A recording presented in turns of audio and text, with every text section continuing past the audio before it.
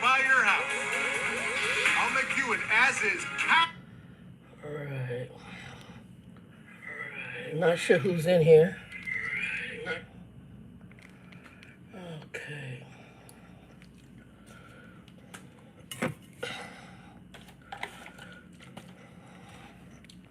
Yeah, I can see what's going on. I'm not sure who's in. I just signed up. I set it for 6:30 Arizona time. It looks like some people signed on at 6:11. And thank you to Nikki, Rachel, Rochelle, Chicago BBW, and Tanya. Appreciate y'all. Let's see. I will wait a little bit and see who comes back in. And then I'll tell y'all all what happened. If not, I'll tell y'all all what happened regardless, and then it'll upload itself. I literally just got back in town.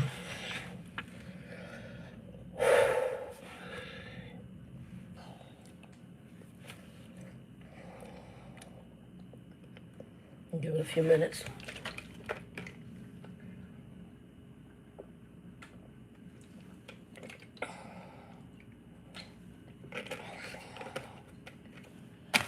It's been a long week, y'all.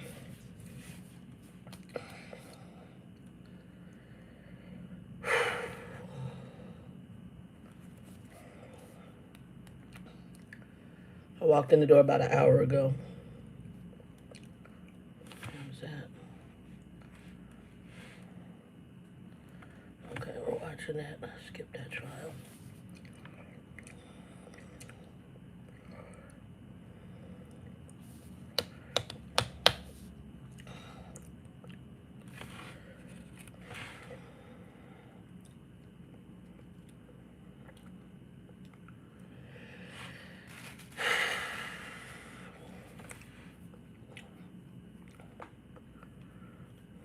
I'm letting people get in.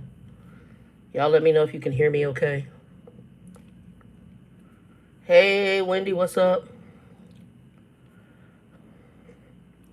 Hey, Crystal, what's up?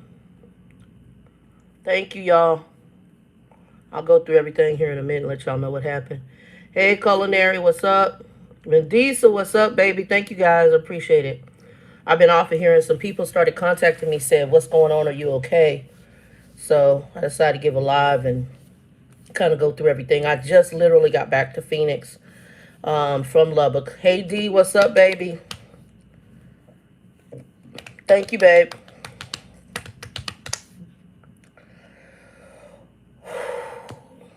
Talk a little bit, and then I'm going to take a rest because it has been a long week. I headed to Lubbock. We left out of here Tuesday of last week. And we left Tuesday morning, the 17th. And we didn't get to Lubbock until... We left out about... We were supposed to leave at 5. Joe was running a little late because Joe went with me. And he drove, and it's his car, so he didn't want anybody driving his car because he got a Range Rover, and it's pretty new. So that's fine. I mean, that's his car. I thought we were going to split the trip, but this is his baby because it's a luxury vehicle. So it's fine. You know, he drove the whole trip, but he drove like the whole... It's like from Arizona to Phoenix to Lubbock is like about 11 and a half hours. And we had several stops, but we got there. We didn't get there till... I think 10:30. Hey, Tanya, what's up? Thank you, babe. We'll wait. We'll give it just a few more minutes, and then I'll tell y'all everything that happened.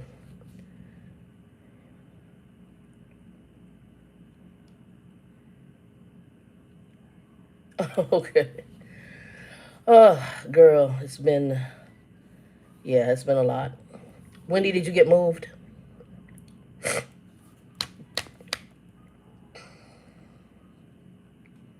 Let me know if you got moved. And I'll talk about a couple other things because after this experience, I'm going to be doing some things differently health-wise. I'm also do some things, getting my stuff in the apartment in order, getting paperwork in order because it wasn't a good thing. Tiffany, thank you. Okay. All right. Whew. All right, I'll give it I'm gonna give it like a couple more minutes, and then I'll go ahead and get into everything. Because that'll be about five minutes for folks to get in, and then anybody else can just go back and play it. Please give it a like, thumbs up, and share it out. Because hopefully I'll say some wisdom to people. Hey Earl, thank you, man. Appreciate it.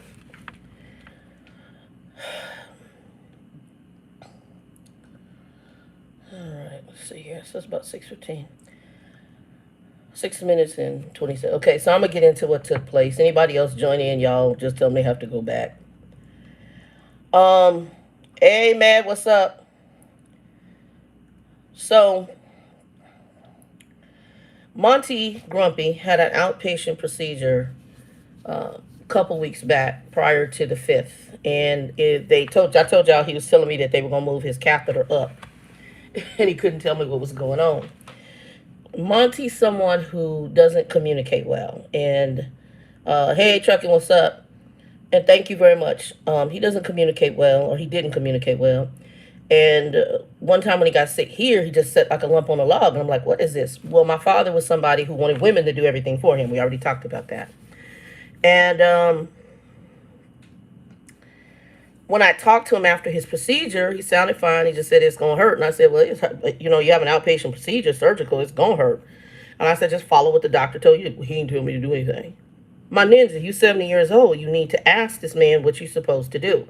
Nobody's there, but Monty is, again, this is somebody who, we'll talk about that a little bit, because even my sister said some things at the funeral that I believe, because of who he was, we all have that absent father. He was not really a dad. He didn't know how to be. He wasn't equipped for it. He wasn't raised to be that.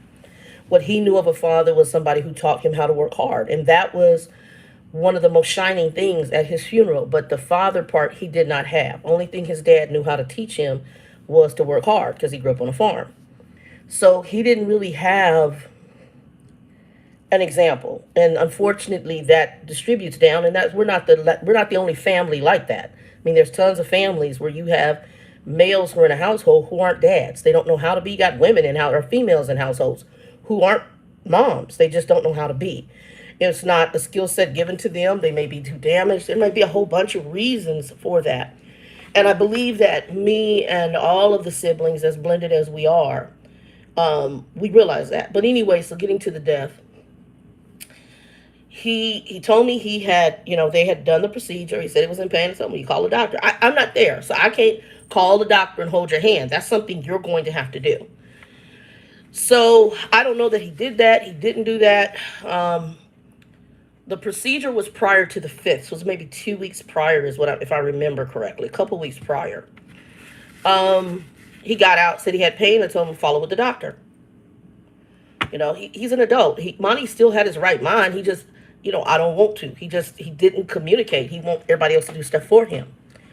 And there's other things too that I found out later that would have helped him even financially, and he wouldn't do it. Only so much you can do for a person. Some folks got to do stuff for themselves, especially, like I said, he overall, prior to the health issue, the guy was in good shape. Mentally, he could think everything.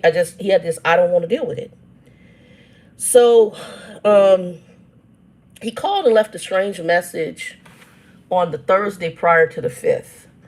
And, it was really kind of like, I heard from you, and voice was really low. And then he said something about Percocet, and then it was all garbled. So I called, I was doing something, and I called a little bit later in the afternoon. He didn't answer the phone. And so I figured, okay, he's going to get something to eat. Because, again, I don't cook for myself because I don't want to. So I figured he was going to get something to eat. And then I called again. Well, I hadn't literally listened to the message. I just read what it said on, just quick read. I was doing stuff around the house. Well, I then listened. Something told me to listen. Thank you, Rochelle. Something told me to listen to the voicemail. Thank you, Crystal, by the way. And H.E. Bach, thank you. Something told me to listen to the voicemail. And I listened to it, and it didn't sound right.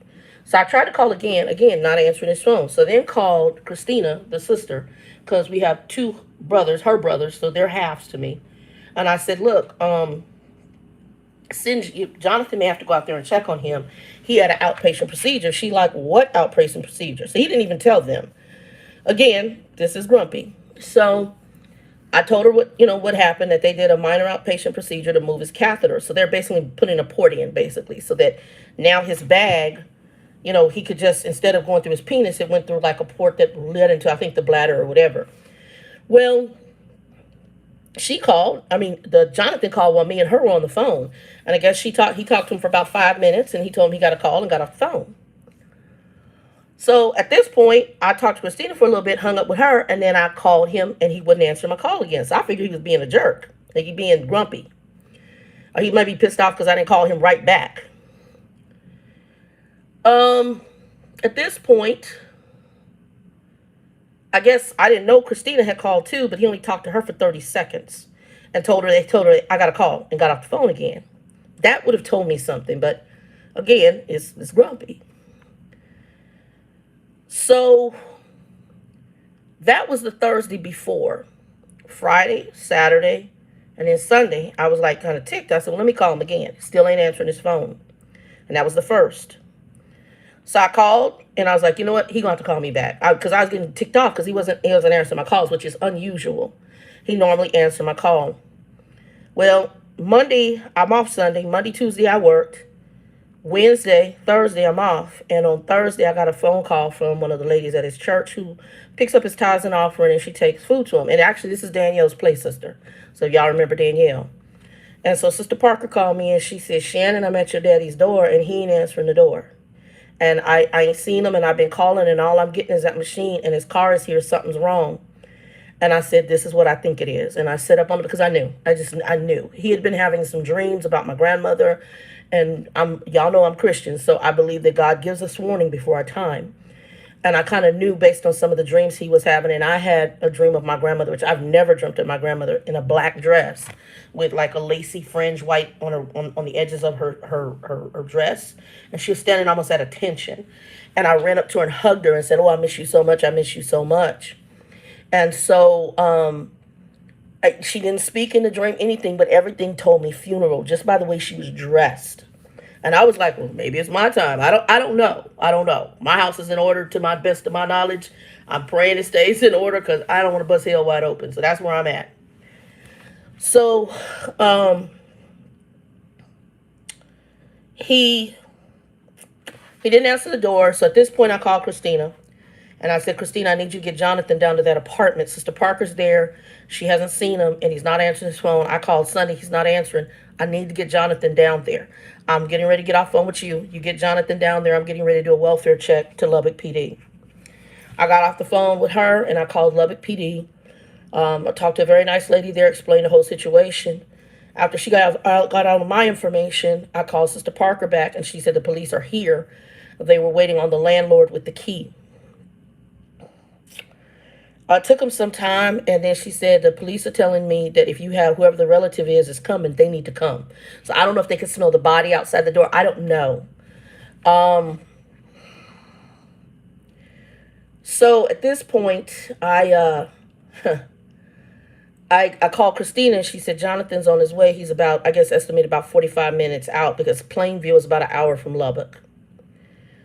So at this point, by the time Jonathan got there, the pastor was also there of the church.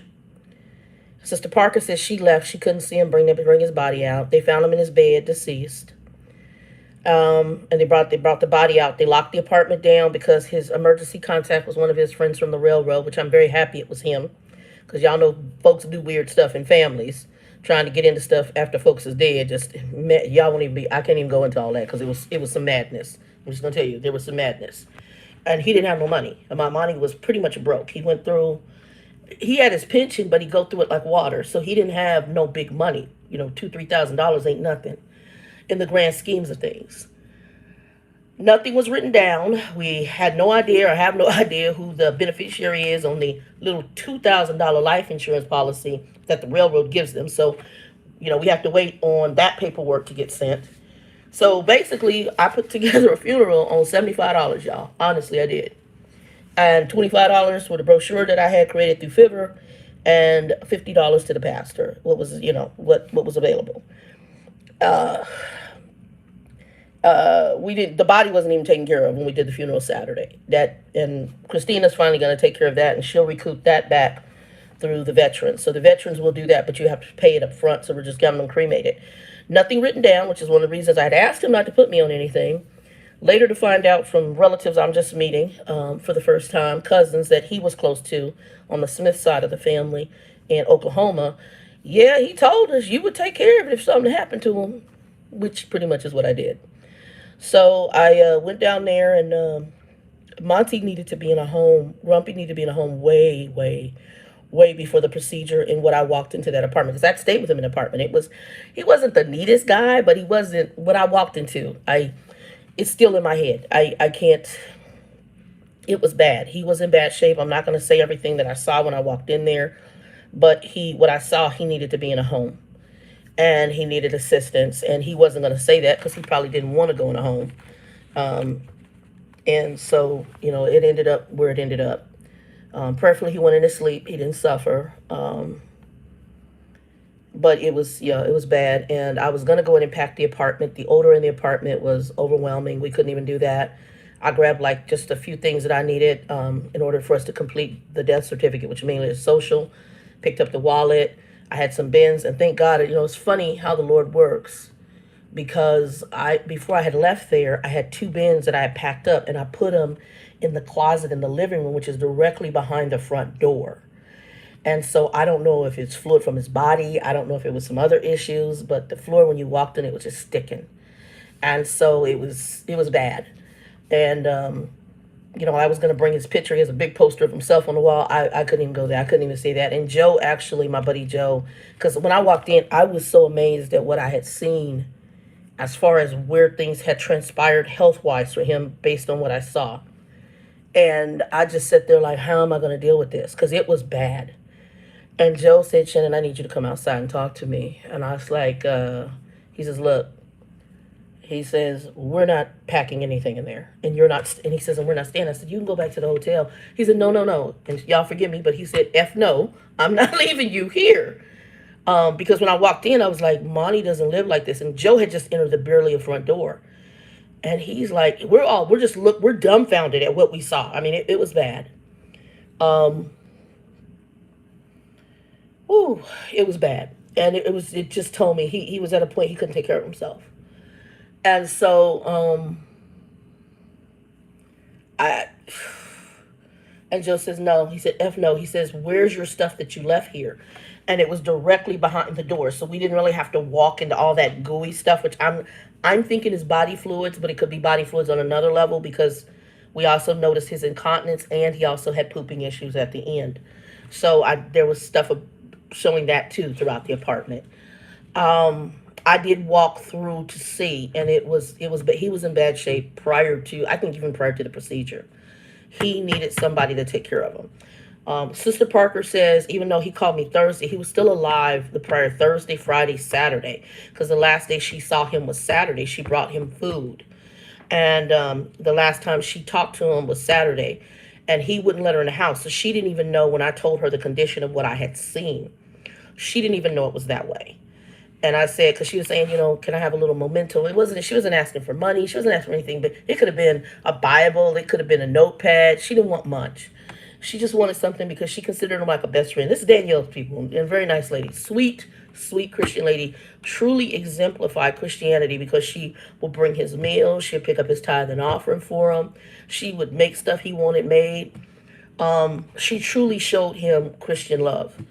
And that's what we're supposed to do when people are sick or not where they're supposed to be. So she truly exemplified that. And just an amazing lady. Very sweet person. She's the one that introduced me to Danielle. And that's how I got the job out in Lubbock when I worked for that little white transportation trucking company. But the funeral went very well. Actually, if I pass away, I'm going to ask, don't even show my body. Do exactly what we did. No body. My sister had a little picture of him up there because I couldn't get the big picture. And it was simple. And Joe said, Shannon, and I hate to say, but he said, this funeral was great. Like I said, you get people that spend tens of thousands of dollars for a funeral and they, all this extravaganza. In this funeral, we talked about the Lord. We talked about family dysfunction a little bit, not in a negative way, but in a very positive way. Because even my sister Christina said, she said she had unresolved issues. We all do. He wasn't a dad. He was. I don't know that I can say he was a bad guy. He was damaged in his own way. You know, if we're raised a certain way, if you don't deal with your issues or you don't face those, you're going to translate them down to your family, and there's really no way to escape that. I was watching what's that, Keisha Cole. Y'all know her mama died. What's her name? What was that chick's name? Y'all know, the one who had the drug problem. What was her mama's name? I don't know if y'all watched the Keisha Cole when they were talking about her family, and her mama was kind of cuckoo and on drugs. You know, at first I thought that was exposed too much. Frankie, that's it, Frankie. But I now realize that sometimes if we don't talk about the dysfunctions, you can't. A lot of people sweep stuff under the carpet, and then we think it's normal. And if you don't deal with the dysfunctions and stuff, you don't realize how it impacts you. I'm really very straightforward and honest. I know on a lot of levels how things have impacted me. Don't get me wrong, we can say this is where it came from, and you can sort of place the blame, but then you have to take ownership, because the other issue is, it's like, so my best friend hates Trump, for example. She hates him. Ooh, I don't, and I said, I don't hate him. I feel sorry for him. He's damaged. It translates from something. It comes from something. And you have to understand there's things that roll downhill. Um, Jaden, thank you, baby. Um, there's stuff that runs downhill. And so, it's like I had to call the Texas Correction Facility, because one of my brothers, and actually, I know this brother. He's my half brother too. I remember his mom, everything. That's the only woman Monty was married to. And he actually stayed here in Arizona with me, my mom, and my brothers for a summer, hanging out with us. So I know this brother. And he's incarcerated for a very, very, very long time. He might be dead by the time he gets out. I'm not wishing it, but hey, Platinum Black, thank you, man. Um, but he's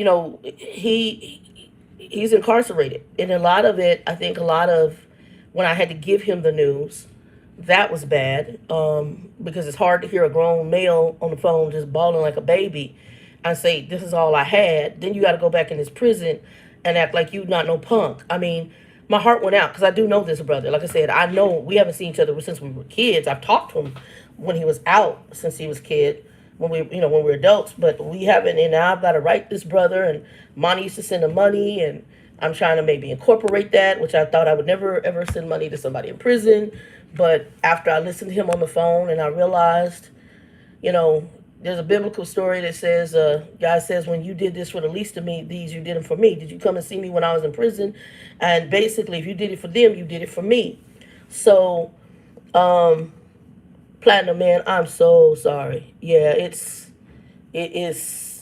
hard, man. And not, and now you may have had, your dad might have been a dad. Mine was not. We were more friends, because I didn't grow up with my father, and he has some idiosyncrasies. But, he was a human being, number one. What I saw at the end, I wouldn't have wished on my worst enemy. When I walked in his apartment, I wouldn't wish that kind of life on anybody. I wish he would have reached me, because I would have still helped him. He was, my dad was a different cat, but at the same time, he was my biological father. So there are things that you're supposed to do. And the Bible tells us to honor our parent. I can't say he was the most honorable. Bible also tells us that parents aren't supposed to anger their kids, and he used to do that a lot. But at the same time, there are steps and things we have to do. So I did the best I could here at the end with prayerfully wrapping things up. And I think Christina's dealing with the body now. Thank you, Jesus, because we didn't, like I said, it was a whole bunch. One thing I am going to say, people, out of this, my father was very self-centered, even unto death, in my opinion. Don't be so self-centered that you don't want to deal with the fact you are going to die. The Bible tells us every man is an appointed time to die. And as I shared at the church, we went to my great aunt's funeral, and there was a minister who got up and he said one of the most powerful things. He said, every man is born knowing one day he or she will die, meaning mankind. It's what you do between birth and death that counts. And the one thing you need to do is get a relationship with Jesus Christ. And he said the greatest family reunion you can have is on the other side of glory. That means that if that person made it in, you'll see them again if you make it in. So that's one, but make sure your stuff is in order. What I had to go through for 2 days and even more was calling around, and I didn't know what was what. I didn't know about life insurance policy, everything. And one of the reasons I had asked him not to put, because he was going to put me and my sister on his account, and I don't do it to me unless you're going to write it down. I didn't want the madness, and regardless, I still got the madness because I went in and just handled it. Irony is this dude was so special. Grumpy was so special. He told one of our first cousins, well, his first cousin, my second cousin. She said, I asked that ninja, did he have his shiznit in order? And he told me, Shannon will get down here and take care of it. That ninja right there. Even in death, he's special. I'm like, boy, my ninja. Not to mention the expense of what I owe now to pay back a couple folks for just going down there. Some of it God made a way. And we got a kind of 2-for-1. One of the rooms was paid for, but I'm splitting the cost with Joe because I didn't feel right for him to have to pay for his room. And I'm sitting there getting my room for free. So I told him I'm going to split the cost with you and I'll pay you back. So he's cool. He did that and I'm just going to pay him half of it. Then we left Sunday. We're going to leave Monday from Lubbock, but Lubbock is boring. And we drove Sunday to Albuquerque. We stayed the night in Albuquerque, and then from Albuquerque we came to Phoenix and we got here today. The original goal was to leave on Monday, but I was thinking that I would be able to get in there and straighten up the apartment, but I didn't know what I was walking into. And when I walked in there, I pretty much grabbed what I got and walked back out the door because it was bad. The smell was bad, and what I saw in there, it really needed a bio team to go in and clean up the apartment, mainly from body stuff. And so yeah, and I wrote the management of the complex, apologized, and told him just use the deposit to get rid of his stuff. I don't even know. He used to have some really nice watches. I don't even know where that. I didn't get far enough in there to even look for stuff.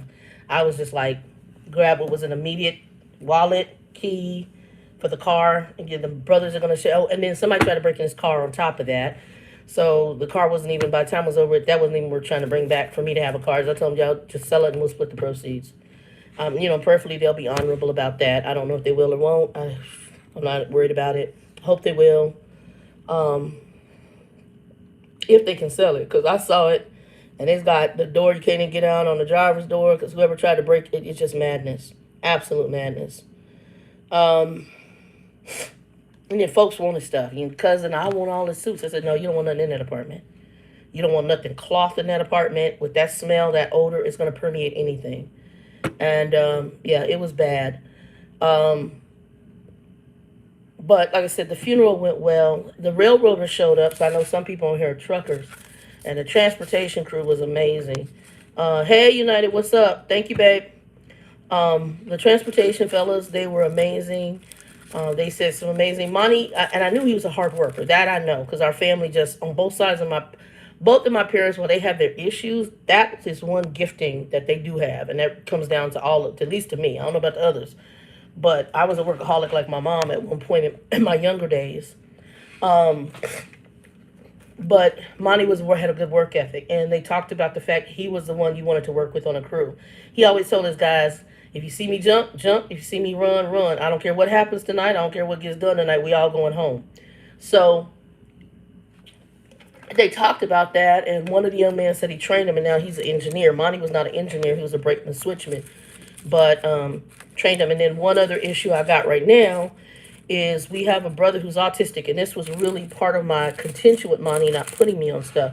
I wanted the names of all the kids' mothers and how to get in touch with them, and all he would do is lay in a chair. He didn't care, and so he wouldn't do it. And I was like, don't put my name on anything, because I don't want to deal with this if you're not going to do it right. And also, once I found out that the youngest brother was autistic, well, when I called the railroad pension to tell him he died, and she was asking questions about the siblings, and she says, how do I get in touch with this woman who has this kid or him? I said, ma'am, I don't know, because he didn't write anything down. Well, they're eligible for his pension, which can help that woman depending on the severity of this young man's autism. And so I'm going to attempt tomorrow to call the Texas, what's it called? Child support court, because I do know she had his wages attached for child support. and let them know. And if they can get her my information, I will get her the details so that she can go ahead and contact the pension department and ask Christina to get extra death certificates to try to help her. I'm praying that I can find out that way, but that's the kind of stuff I'm talking about. Guys, make sure you have, don't be so self centered and selfish that if something happens to you, you don't have stuff written down for people to find it or get it to them, excuse me, so they know where it's at. My father did not do that. And that was one of, like I said, that was a point of contention with me. That he did not, y'all forgive me, I got back here and the allergies don't hit. That he did not contact the, I'm draining, I'm back to draining. As soon as we got into Phoenix. As soon as we got into Phoenix. That he did not contact that woman and, or get me the information for her. My understanding is she's possibly somewhere in Amarillo. I don't know her name. I don't know the child's name. But I figure if I contact, because there was child support involved, if I contact Texas for the child support, then they will be able to get me the information. And I'm amazed because, like, my sister was trying to do everything. Because I asked them, do this, do this. It's like, we need daddy's social. We need social. Honey, I called the next day and did everything with just his name and date of birth. And I just explained the story. I just explained, ma'am, I'm in Arizona. I had to call Lubbock PD. This is what happened. Boom, boom, boom, boom, boom. And the next thing I know, stuff was coming. They were doing stuff. They were shutting stuff down. They were giving me information. That's how I found out about the $2,000 life insurance policy, but who's the beneficiary? So, they can't give you that. They can't release that information. So, but I did find out from the pension that the little boy may be eligible depending on the severity of his autism. I do know he got held back a year, so I don't know the level of the autism, but he may be eligible for, I don't know if it's all or a portion of the pension, but I want to try to get a hold of the mother because if she's still taking care of him, that's something that could help her. So I don't know. We'll see. But yeah, that's kind of it. So we did the funeral Saturday. Y'all saw the obituary. There was a girl on Fiverr. If anybody ever, see if I can post her information up. And I found her through Fiverr. Dustin had told me, hold on, y'all. There we go. Dustin had told me because I want to do the shirts and stuff on here. And Dustin had told me about Fiverr, and I was looking at it for business stuff. And something said, go on there and look for an obituary. And this young lady from Ghana, she actually is the one who, y'all see, it's not real fancy, but she actually, I wrote everything up, and then she just formatted it. So y'all can see. And I thought she did a good job, and I just asked for pictures of the kids and the grandkids. And I got nieces and stuff she did a good job to me. I mean, you pay hundreds of dollars to a funeral home, and it's a hot mess. And she did a really good job, gave her some pictures and told her what I was looking for. She put everything, even when I wrote the little life thing on there. And I will make it funny, he had 3 of his women were there. I was even in death, this ninja had 3 different women up in there. Yes, Kathy, that's my dad. Yep, that's my dad. But yeah, he had 3 of his women was up there.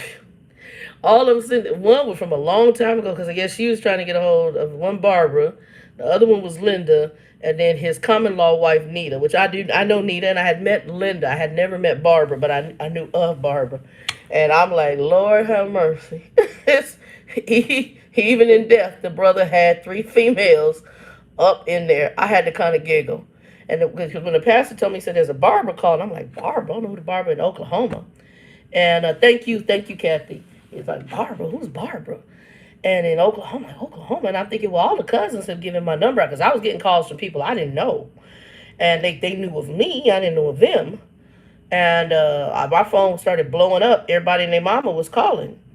And I'm your cousin so-and-so. And I went and sat and had dinner with cousins I had never met. One of them reminded me of Danielle. She a hot mess. She Danielle on crack. She had me rolling on the phone. And she the one that said, I asked that ninja, she didn't use the word ninja, y'all know that, right? Did he have his shiznit in order? And he told me Shannon to get here and handle it. With what? I did a funeral on well, I'm gonna say $75 for the funeral. It's a hell of a lot more than I'm gonna end up paying because I'm paying like just for the trip out there. I have to. I haven't even figured out what Joe paid in gas because I want to give him some money for that. And I told him I have to pay you back, and he's like, whenever. Joe's like that. Whenever, take your time. And then like I said, one of the people from my church, she got the one room for free, so it would reduce the cost. So we're splitting his room as if we got buy one get one, because I wasn't gonna let him pay $500 for his room, and then I'm sitting in mine for free, and you doing me this favor. No, I'm gonna pay half that room cost. So we looking like we paying $50 a night, and the cost of hotels, y'all, cray. When I look, I'm talking about $100 for each room, and Joe wanted his own room, and I'm happy because I wanted my own room. I really want to share. So, but I was blessed that one of the ladies from my church, and then a friend of mine who was a flight attendant, she like, what's your cash app? And she sent me money. And then a lady from my church, her daughter is the one who got my room for free, which reduced the cost for me and Joe to split the room. Split the rooms up because he got his was $100 a night, was 95, I think $95, something like that. We did have a nice in Lubbock. We stayed at the Marriott, so nice hotel. Otherwise, I had reached out to my brother. He's a GM. My brother on my mom's, so my other brother. So not any of Monty's kids, and because he's a GM for Hilton Homewood, but he said the Hyatt is who they go through in Lubbock for their employee discounts, and they were booked up because school's starting. So a lot of even with the Marriott, when we were booking for this, a lot of them were booked up. We found this one and we were able to get 2 rooms there, and that hotel was packed. What else? So that was enough. And then Joe wanted to leave a day early, so we ended up going to Albuquerque, which I'm happy we did. It was actually even nicer Marriott. And when he said Shannon, because it Lubbock, I'll make y'all laugh. So after we realized we couldn't do the apartment, because the apartment was supposed to be, I got there Tuesday. We were going to pack it on Wednesday, and Thursday Catholic Charities was supposed to be there to pick up all the stuff. But what I walked into, I was like, oh my God. And so when we got outside, and my other best friend, I had her on speaker with Joe, and we were telling her what we had seen in the apartment. And my best friend said, Shannon, the apartment complexes have companies they work with when these types of situations. She said, I was watching a show on it. She said, I wouldn't, because Joe was like, Shannon, I'll pay for it. And I was like, I already owed him for splitting. I'm like, this is too much. And so she said, don't even, she said, they will deal with it. And so, yeah, Jaden, I'm just kind of putting things in context, because what it did for me, it made me start looking at some health things for myself. And my father was someone who was very set in his ways. And that doesn't matter whether he's old or young. I'm going to do what I want to do, and I don't want to. It's just like he was a severe diabetic. He wasn't a fat like me. My father was a thin man. He worked on the railroad. So y'all see by that picture. Hold on. I'll show y'all. You see by that picture, his face is thin. And let me see if I can show you a picture. I don't know if y'all can see that picture right there. That's Grumpy. So he was a thin guy. That's him again. Okay, he wasn't a fat dude. He was thin. He had worked for the railroad. So, but his health was horrible. I'm fat as heck, and my blood sugar is nowhere near his. Y'all see me, I was drinking this. Some of y'all saw me drinking this. And I normally don't do too much sugar. I have some sugar back here in my, what I call my long-term pantry. That was in case and if something goes awry, I can bake my own bread. I got flour down here. I don't have to order bread. I can do my own bread. That's the only reason the sugar. I don't eat sugar here. I have boxes of stevia in the raw. So I order those in bulk. And that's what I have. And so I don't do a lot of sugar stuff occasionally, but I'm not. But I am getting ready to change some things up. I'm going to probably go more plant-based and pescatarian. I'm going to start walking, because I was walking out there and I was taking everything I had because I've gained so much weight. One during COVID and one when I was on the truck. And I was already heavy when I went in. So when I went in the truck, and I was around 300. I'm now 460. I'm just telling you, that's how bad it is. And I was like, it was kicking my butt. I'm like, enough. And just everything happens for a reason. So I started realizing too, some of who my father was, some of his refusing to change his ways was really why he ended up where he's at. Don't get me wrong, I believe we all have an appointed time. The Bible says every man is appointed a time to die. And I believe he met his appointment. But a lot of how he got there could have been different. And a lot of it is by our choices. So we can either learn from what we see, learn from the past, learn from other folks, or we can continue in the foolishness, which is one of my statements. So there are some things that are about to massively change. My goal is I'm gonna get up in the morning and start walking because I haven't really been walking. When I was working for the trucking company, I would walk to the bus stop, and then I would walk from the bus stop where I got dropped off to work. So that was exercise. Since COVID, I'm not doing that. I'm pretty much in my house. I'm so isolated, it ain't funny. My laundry's picked up. I don't even grocery shop. I don't even walk a grocery store, y'all. Unless somebody's with me or we go somewhere we have to. And now with Delta, no. But I am going to start walking outside of here. And I'll just walk the little block or area. But I'm going to walk right now a pattern until I build this back up. But my heart hasn't been doing what it's in. My lungs haven't been doing. And if you don't use those muscles, you got to rebuild them. So I'm going to have to try to rebuild them. But Monty's severe diabetic. He was insulin injecting 3 times a day. Not only metformin on top of that. And he would go buy soda with sugar. When I remember one time I came down, he had like 4 or 5 cases of soda in the back of his car. And none of them were diet. I said, bro, what is this? I don't like diet soda. I don't like it. And what's weird is I ended up buying, Cola came out with that orange soda that's diet. I forgot what it was. They had orange, lime, and some other ginger. Really good. And they had them like some, the samples. I didn't tell them because they don't say they're diet, but they are. I bought a couple, put them in the refrigerator. I said, oh, you can have one. Just leave me one flavor for you, one flavor for me. Oh, these good. This is good. I'm about to get some of these. Really? You like it? Yeah. Oh, they diet. So you don't know what you're talking about. You're just saying something to say something. But very set in his ways, and had a heavy sugar tooth. Heavy sugar, addicted to sugar. My downfall is salt, and I'm getting ready to switch that up too. So, but just a lot of stuff. And it made me sit back, and it made me realize, and even the fact of not having his paperwork in order, the most selfish thing you can do is to go through what I went through. You're going to tell people I'm going to handle stuff, but you left nothing for me. I'm trying to figure stuff out. I couldn't even get to the paperwork in the room because of how he died in the house and because of where he was at prior to his death, where there was stuff around the house that was just unsanitary. And so I didn't even get back to the room to get in boxes to see if there was other life insurance. I have no idea. I'm like, hey, toss it. I've got some information from one of his banks about some debits. I'm going to call those people tomorrow, see if there's anything. But I have no idea. It is bad. It's just bad. But other than that,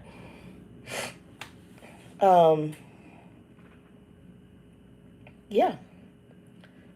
So tomorrow I'm still dealing with stuff from him.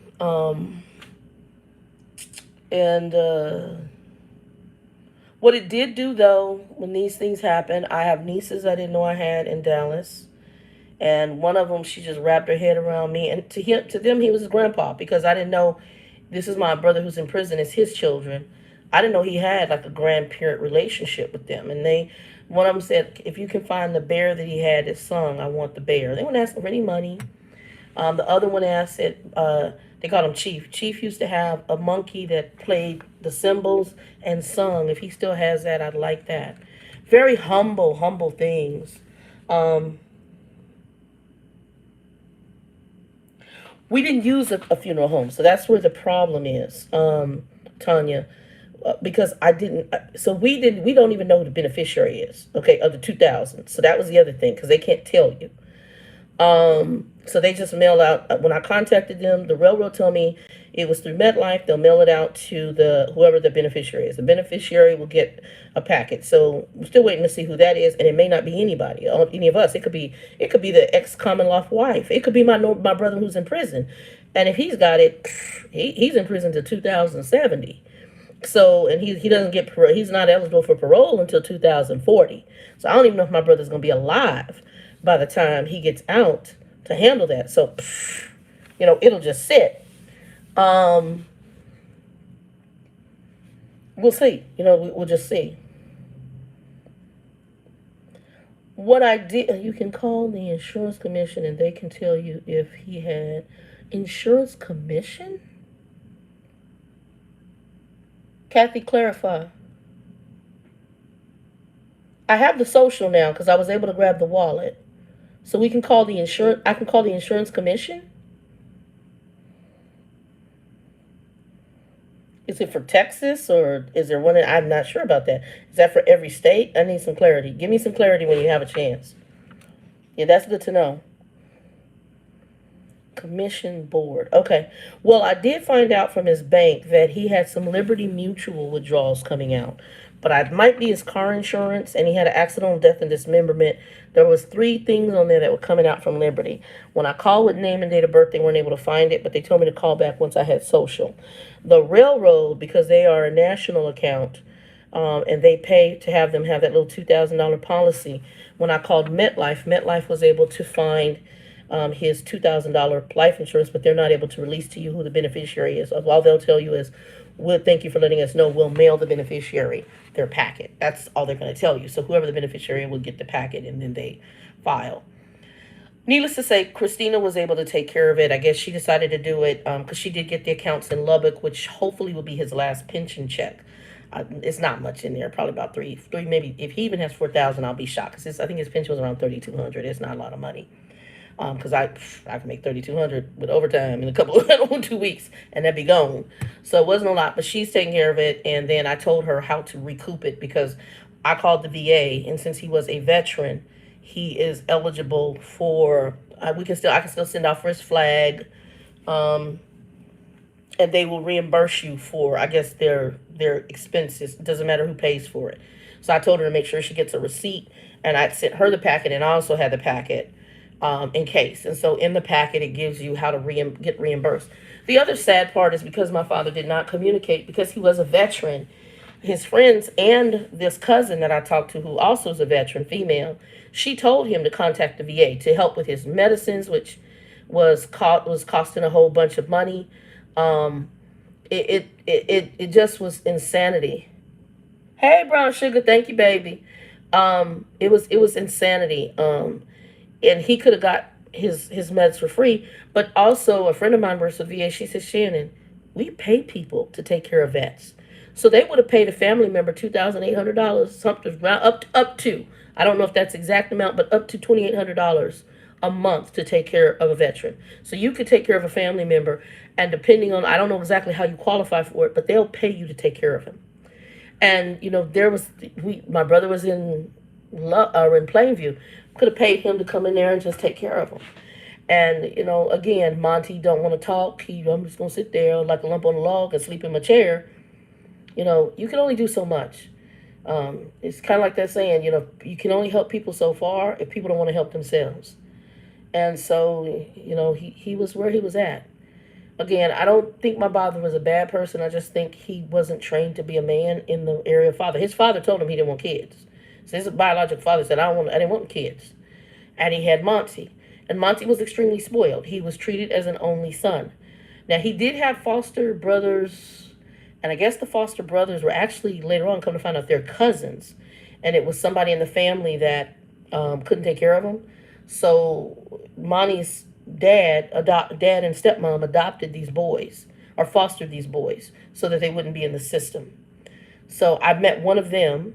I can't remember, Stoney is another one. I can't remember. I met one of them, but I met most of the Oklahoma crew. And the Oklahoma crew is hotness.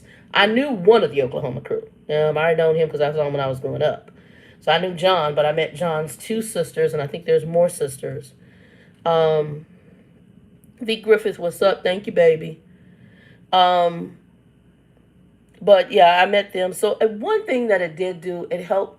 It's good to see family and then see how you became you, because there are things that travel through our generational line. In Christendom, we believe in generational curses and blessings. And I saw some of the generational curses. I also saw some of the generational blessings. I saw both. And I understand things. The more dynamic that you hear. And then also, I got to hear some history of the family that I didn't know, because Grumpy didn't really talk. And so, he talked about what he wanted to talk about, and sometimes it was, stupid ghetto stuff. So it was what it was. But I did get to meet my nieces, some great nieces and nephews. I got to get in touch with my brother's daughter. I got to meet Sierra, and then I have another one called Sativa. I think it's five of them. So, and then what I need to do is once I get myself together, get a vehicle, and get where I can drive, because I don't like flying, especially with COVID drama. But I don't want to be on a plane anyway, because folks is losing their mind with beating up people, and I'm good. I don't like planes, no how. I prefer to drive. But I do want to get out to Dallas. I need to see my brother's kids on my mama's side because they don't really know me. They've only met me when they were kids. And I would like to spend time with Norris's girls. Matter of fact, one of them works for the Loves in Dallas and has been working there over 9 years. So I probably met that baby. And I was like, I said, girl, I drove a truck. So I didn't even know. And this was my niece. So she sent a picture of herself, and it does look familiar. So I kind of giggled. And then her sister made it. She did not make it, but her sister did make it. And as soon as I walked into church, a big old bear hug, and just put her head in my shoulder and just cried. It was funny because when you're talking to people, I was like, well, okay, ma'am. And she said, ma'am, you my auntie. I was like, I have to kind of back up. I am 53. I'm like, okay, the baby, right, I am her aunt. So, but it was good. And then, some resolution with me and my brother who's in prison. There was never ever any animosity. I mean, like I said, I hadn't seen North since he was a kid. We talked on the phone one time, but he's like, I really want to apologize because I haven't kept up with you. And he said, Shannon, will you write me? Because Monty was all he had. And that's what he said. He's all I had.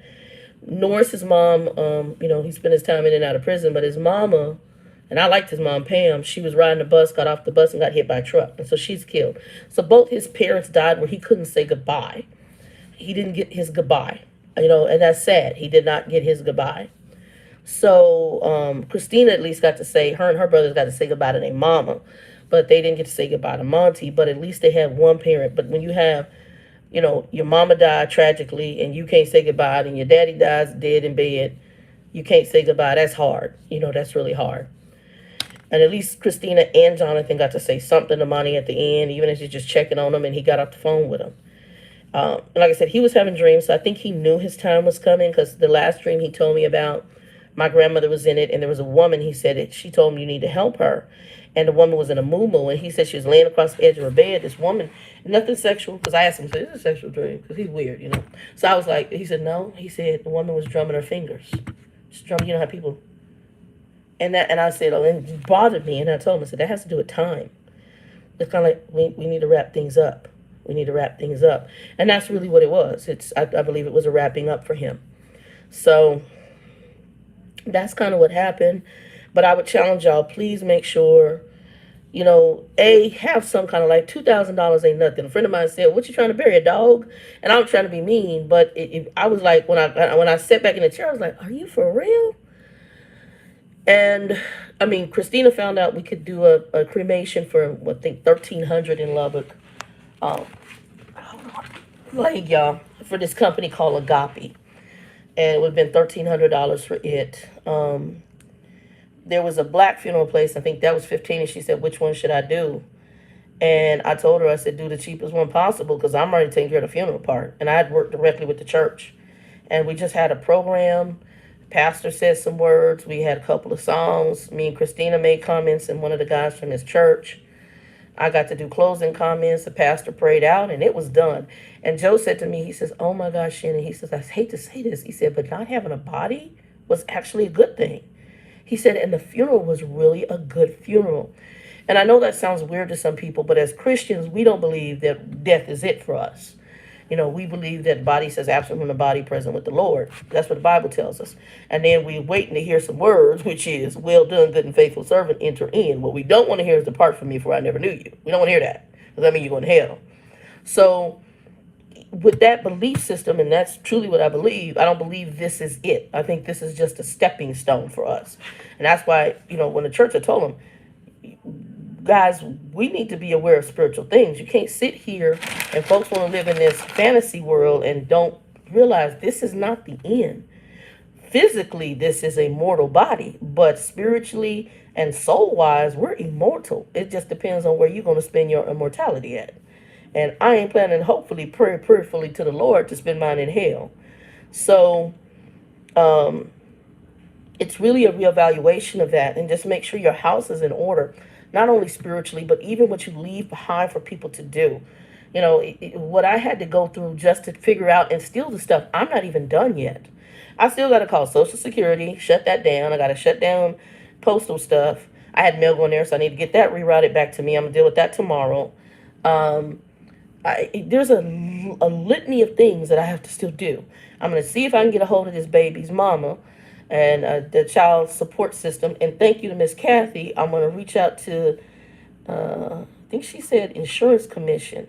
So I'll see, because I didn't know you could call them for stuff like this. And see if there's, because like I said, I couldn't get to the boxes in the room. I was like, yeah, no. So I'm gonna see if we have, because that, like I said, it was bad. It was, guys, what I walked into, it was not only the body, there was other stuff prior to him that he wasn't, it was bad.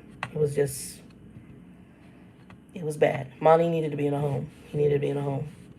Hello, LH. Thank you, man. Appreciate it. Um, but he really should have been in a home.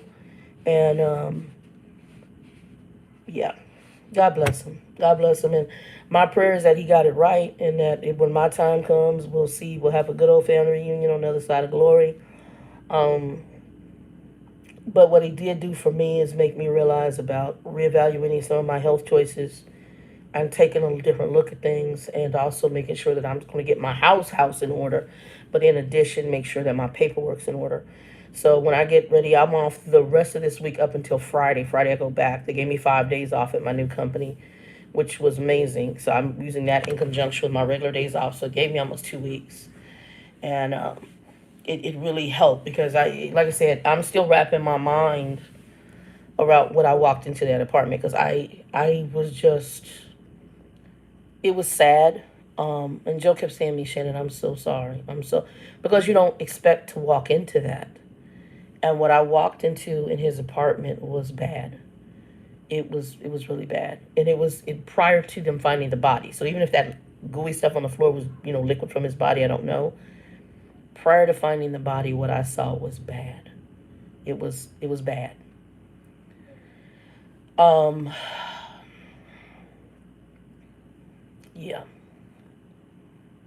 yeah. So anyway, y'all, that's kind of the gist of it.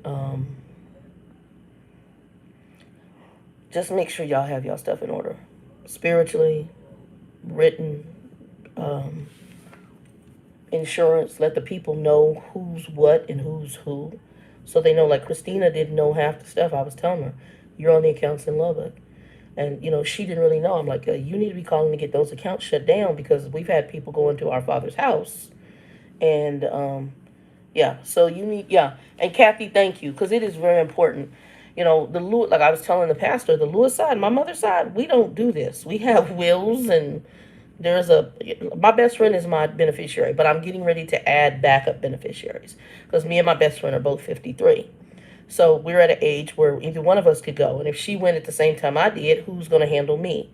So I'm going to be setting up for some backups, and so that I can make sure I get into the dirt. And I was never a proponent for cremation, but at this point, body, like I said, absent from the body, present with the Lord, don't matter. Just take care of the body.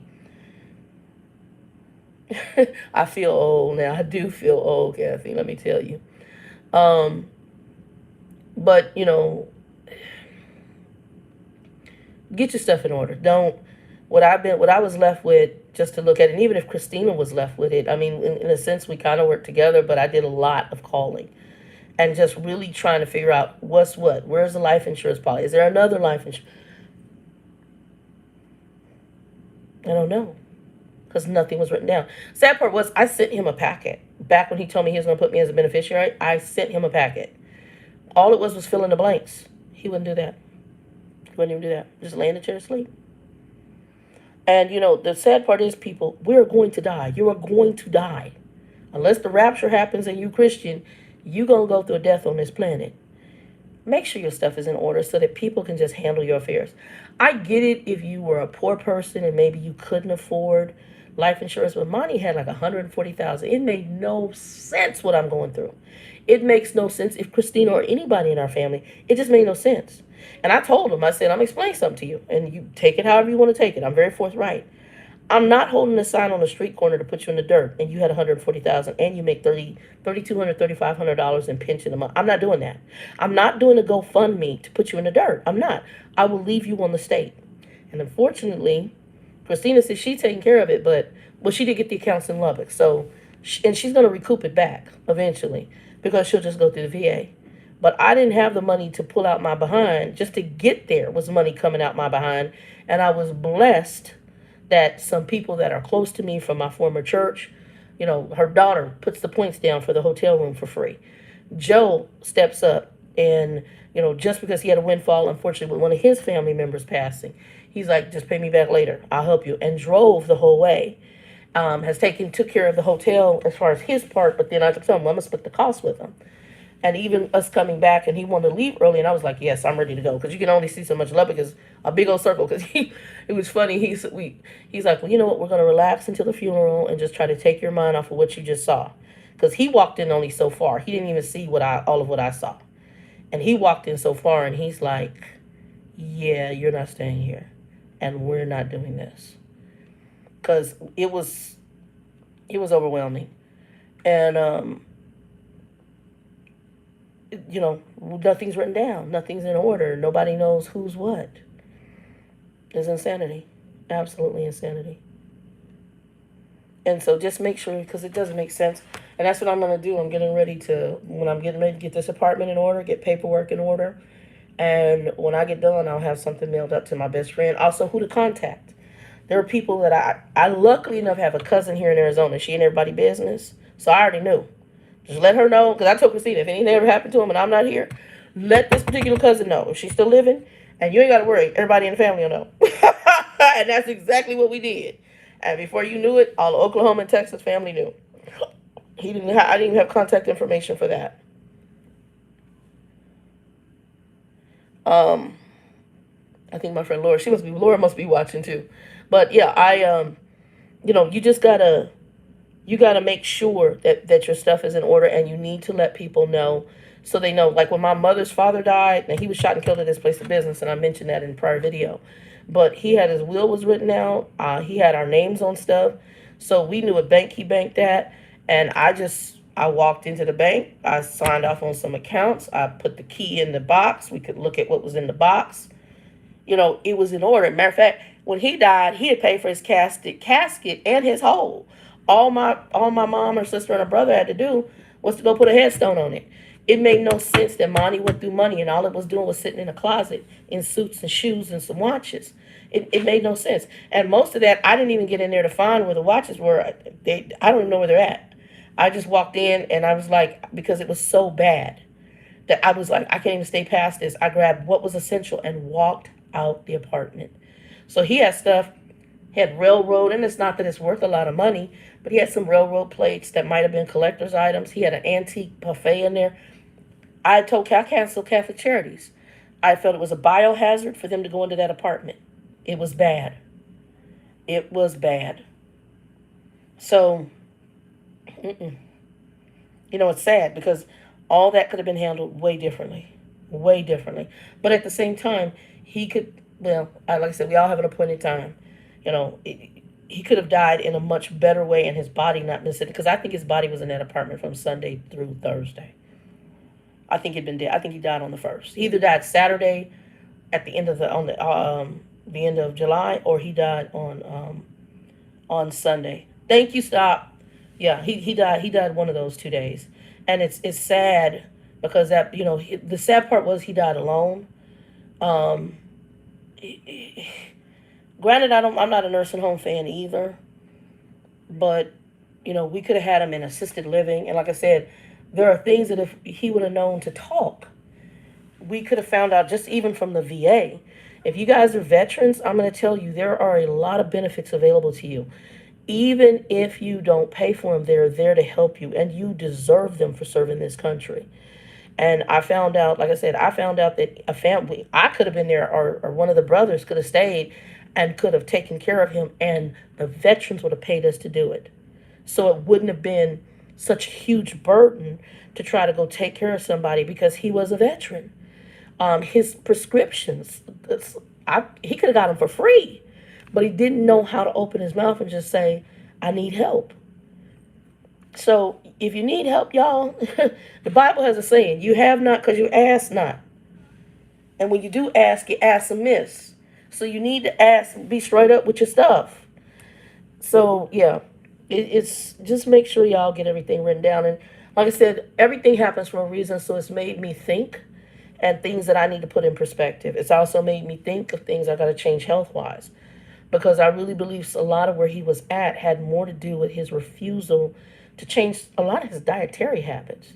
He ate sugar like he was going to eat it because I don't want to. He drank soda. He did everything he wanted to do, and he just wanted the medicines to fix the problem. And somebody said on there, they made comments and whatever, but there is a saying that food is thy medicine. So sometimes we got to change the perspective, and this has helped me with looking at that. And prayerfully to God, God will give me enough time to flip it so it does not kill me like it did, in a sense, in my humble opinion, my father, because he wouldn't stop his sugar addiction. Kathy is funny because that's exactly what Joe and my best friend said. They think it was pride, that he was too proud. So, and not being negative, I'm being factual. My father felt that what was between his leg made him a man. And when that did not work the way he wanted to work, so he could sleep with women and stand over the toilet and pee, um, I believe that to him was him losing his manhood, and I believe possibly depression. And so he may have even decided, I don't want to go to a nursing home, and I don't even care if I live or not, because that was to him what made him a person. And I'm going to say this, y'all. If what you think is between your leg makes you a woman or a man, you are sadly mistaken. That's your gender. Is not you being a woman or a man. You're born female, you're born male. It is not what makes you a woman or a man. What makes you a man is owning up for your responsibility, children, bills, life responsibilities. What makes you a woman, same thing. If you can't do those things, that has laying on somebody, as one of my best friends says, a 13 or 12-year-old or whatever can make babies. That doesn't make them a man just because they have a penis in between their legs and can produce sperm. Vice versa, a young girl can have a baby. That don't make her a woman. So that does not make you that. But I do, after I thought about it, it is a pride issue. And it's a pride issue, and I tried to tell him his incontinence and other issues. I'm like, dude, you are 60, 70 years old at the time I talked to him. And I said, bro, you know there's people in nursing homes drooling and don't know who the hell they are? You in your right mind. Child, I would have walked around with that little catheter bag just as proud. I hate catheters. I've had a catheter when I had a surgery. They're not your friend. I don't wish them on my worst enemy. But I would have walked around with that damn catheter bag without no damn problem. God forgive me for putting it that way.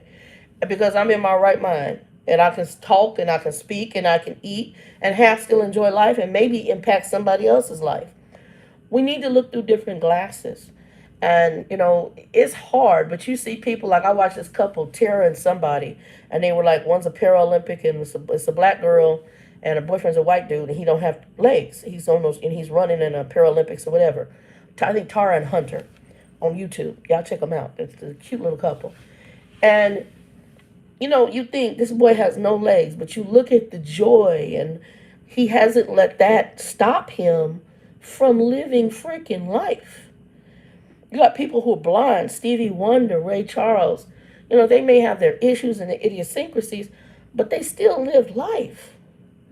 So all of a sudden your penis don't work and life don't matter no more, that you done fall off the cliff. We got to think differently. We got to just think differently. Anyway, I didn't mean for this to be that long, and I thank y'all for the condolences. I'm going to get off here. I got to catch up. My friend Linda, she knows I'm back. Y'all remember Linda from a barbecue video, the one I worked, it referred me to the company I'm at. And I got to catch up. I told her I was going to call her, and then I said, well, I ordered some shrimp, not fried shrimp. Everything I'm going to be doing is seafood, fish, and from here on out, veggies. I'm getting ready. That's going to be pretty much my whole route. And just switch it up. Even Joe, I told him, I said, I know me and you love to eat, but we're going to probably be going to vegan restaurants. We'll still do sushi and stuff like that because that's still seafood. Seafood and fish, that's going to be predominantly it. I'm getting ready to cut meat big time.